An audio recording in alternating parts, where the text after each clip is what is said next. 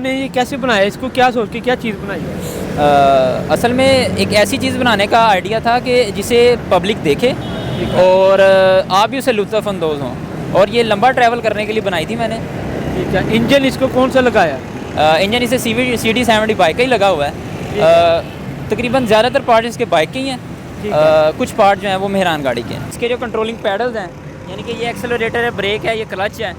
इसके बाद जो इसके शॉक अब्जॉर्बर्स हैं वो होंडा कौन से लगे हैं? होंडा 125 बाइक की हैं। अच्छा अच्छा, दोनों साइड में। जी बिल्कुल।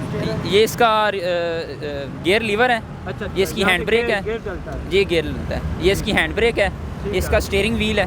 ठीक है, स्टीयरिंग व्हील है। ठीक है। यहाँ से यानी कि घूमते टायर वगैरह। जी बिल्कुल, टायर वगैरह से घूमते हैं। और इसके बाद इसका जो बैक सस्पेंशन सिस्टम है वो CD70 बाइक का है। अच्छा, इंजन इसका यहाँ से भी रेस आती है? असल में जब आप किक मारते हैं तो बाबा आपको ना थोड़ी सी एक्सेलरेटर देना पड़ता है, तो इसलिए इसका पहले रेस पीछे लगाई, उसके बाद वो आगे